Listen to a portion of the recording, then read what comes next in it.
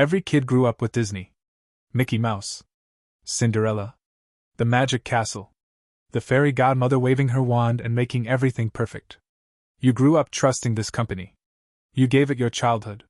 Your kids' childhoods. Billions of people around the world did the same thing. You think you know Disney. You don't. Behind that smile, behind those fairy tales, behind that happiest place on earth slogan, there's a story Hollywood has spent billions of dollars making sure you never find out. Not rumors. Not conspiracy theories. Court documents. Internal memos. Declassified FBI files. I'm going to show you 17 dark secrets Disney desperately wants buried forever. Let's begin. Here's something the company will never put on a museum wall. Walt Disney, the man, the legend, the smiling face behind Mickey Mouse, was a secret FBI informant. And not just casually. He had a code name. He had a direct line to J. Edgar Hoover, the most feared man in Washington. And he used it.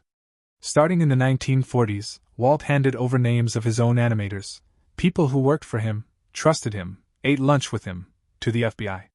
Anyone he suspected of communist sympathies went on the list. Several of those artists never worked in Hollywood again. Careers finished. Families destroyed. The man who built an empire on the idea of dreams was quietly ending real people's lives behind the curtain. And the FBI files proving all of this? Declassified. Public record. Available for anyone to read. Disney just hopes you won't.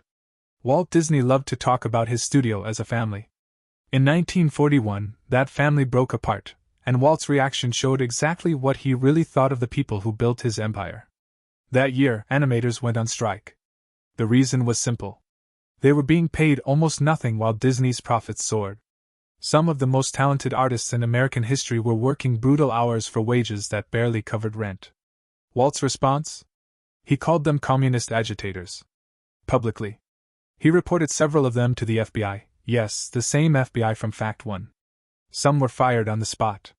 Others were blacklisted from Hollywood entirely, their names quietly circulated so no studio would hire them.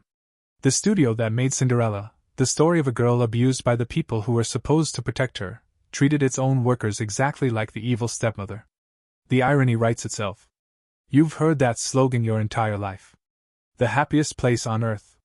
It sounds like it came from a dream. Like Walt Disney sat down one golden afternoon and wrote it from pure inspiration. Here's what actually happened. Disneyland opened on July 17, 1955. And it was a catastrophe. Counterfeit tickets flooded the gates, nearly double the expected crowd showed up. Rides broke down within hours. The food ran out completely by noon. The freshly laid asphalt was so soft in the California heat that women's high heels sank straight into the ground. A plumber's strike meant only some of the park's bathrooms worked. Walt had chosen working toilets over working drinking fountains, so guests had nowhere to get water on a 100-degree day. The press called it Black Sunday. The slogan, "The happiest place on earth," was created directly after that disaster as a PR recovery tool, a marketing line designed specifically to erase the memory of that opening day from the public mind. The most famous marketing line in history was damage control. Nothing more. This one is documented. Court records. Legal filings. Not speculation. Over the years, multiple abuse allegations connected to Disney parks and productions were handled the same way, quietly, legally, and fast. Victims were approached with NDAs before cases could reach the press. Legal teams moved in before journalists could ask questions. Internal policy, as revealed through litigation, consistently prioritized one thing above everything else. Protect the brand. Not the people. The brand. Settlements were reached. Documents were sealed. And the story never made the evening news because by the time it could, the paperwork was already signed. The Magic Kingdom had very dark corners it desperately did not want anyone to see. And for a very long time, nobody did. Snow White. Cinderella. Sleeping Beauty. Aurora. Belle. Disney built its entire identity on female characters. Princesses who dreamed, who fought, who inspired generations of little girls around the world. Here's what was happening inside the studio at the same time. In 1938, a woman named Mary Ford wrote to Disney applying for a position as an animator. She received a written response, still preserved, informing her that creative roles were not open to women. Women at Disney were permitted to ink and paint the frames that male animators designed. They were allowed to trace. They were not allowed to create.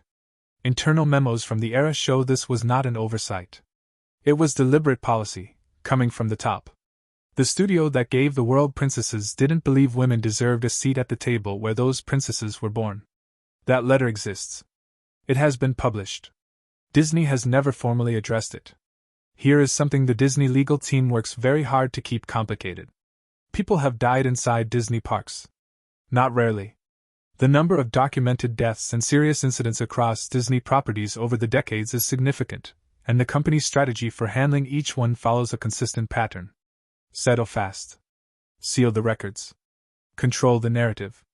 What most visitors don't realize is that the ticket you scan on your way into a Disney park contains legal language, fine print, that limits the company's liability in ways most people would never agree to if they actually read it. One court case in Florida revealed internal communications showing that the priority in incident response was not guest safety management. It was press management. You sign away more rights than you think when you walk through those gates. Read the ticket next time. This one sounds like a conspiracy theory. It is not. In 1998, the United States Congress passed the Copyright Term Extension Act. It extended copyright protection by 20 years across the board. Critics, legal scholars, and congresspeople who opposed it gave it a nickname that stuck permanently in legal history: the Mickey Mouse Protection Act. Why? Because Mickey Mouse was approaching the end of his copyright protection and was about to enter the public domain, meaning anyone could use him freely. Disney spent millions lobbying Congress to prevent that from happening. The bill passed. Mickey stayed locked. Works that should have become public property, available to artists, educators, filmmakers, and storytellers, remained behind a corporate wall. They didn't just own fairy tales. They bought the law that kept them that way. And they did it openly, in broad daylight, while the whole country watched. Pixar, Marvel, Lucasfilm, 21st Century Fox. Disney grew into the most powerful entertainment company on earth through acquisition. And every deal followed a pattern that the people being acquired learned about only after the papers were signed.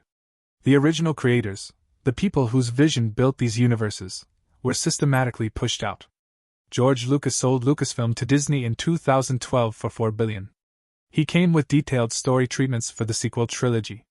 Disney took the company, set aside the treatments, and went in a completely different direction.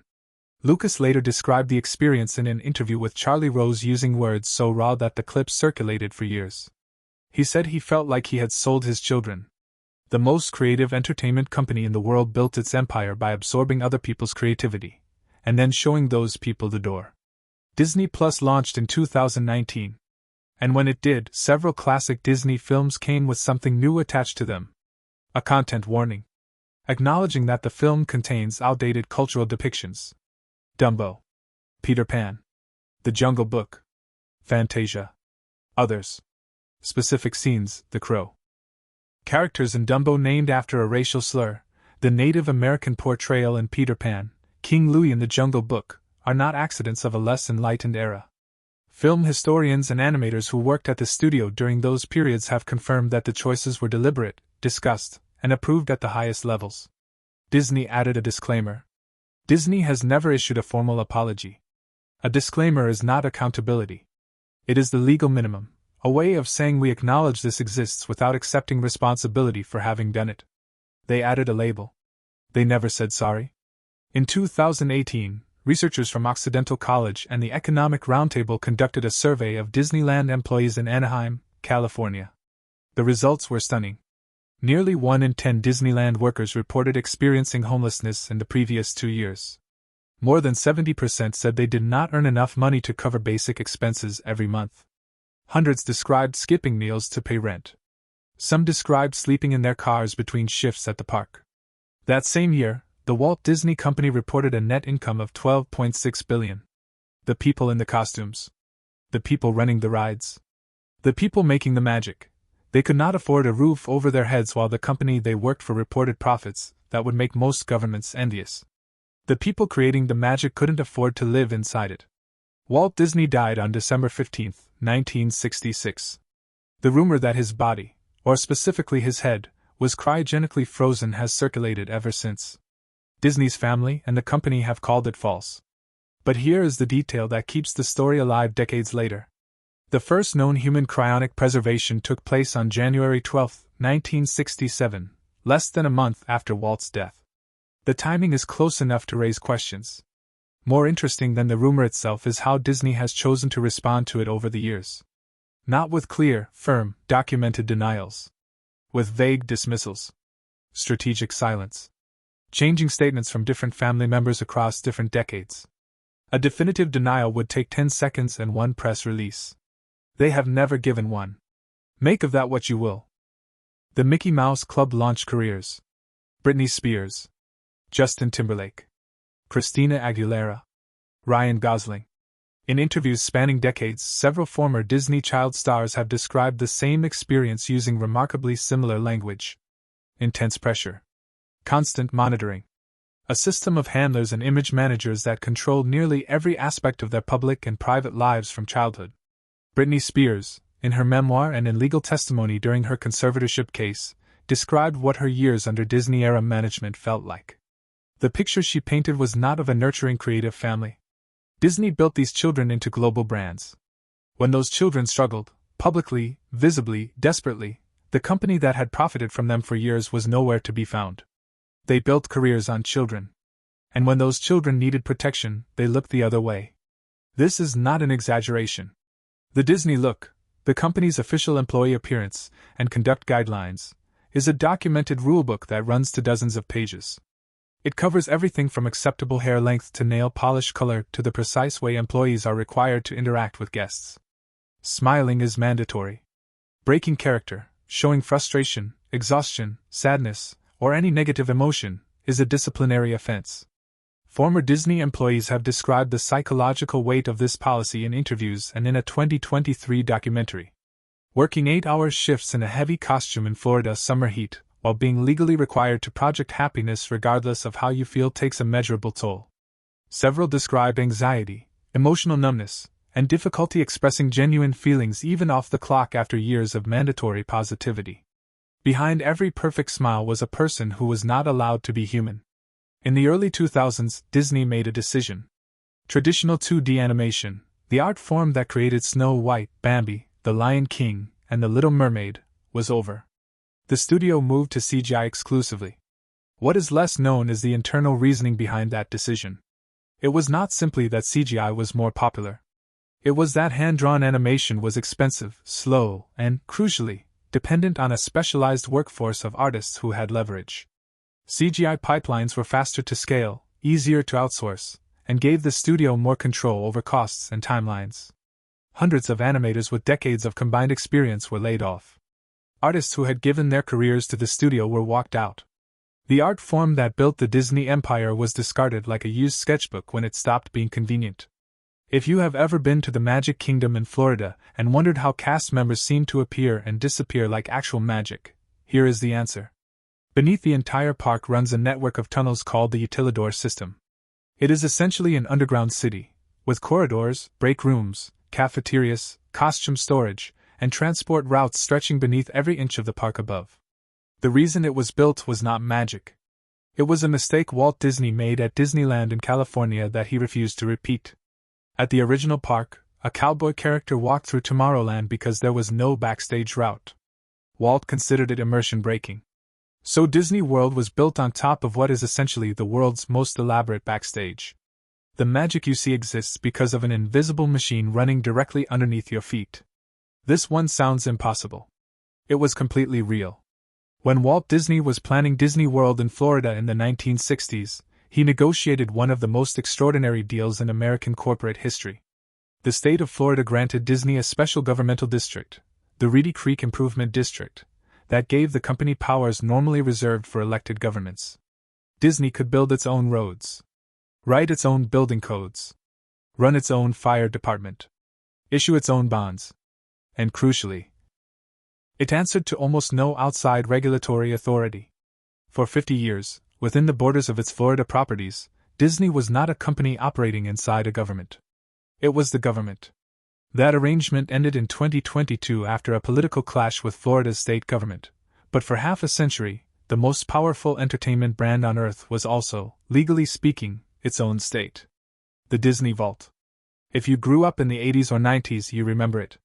Every few years, Disney would announce that a classic film, The Little Mermaid, Beauty and the Beast, The Lion King, was going back into the vault. Limited time.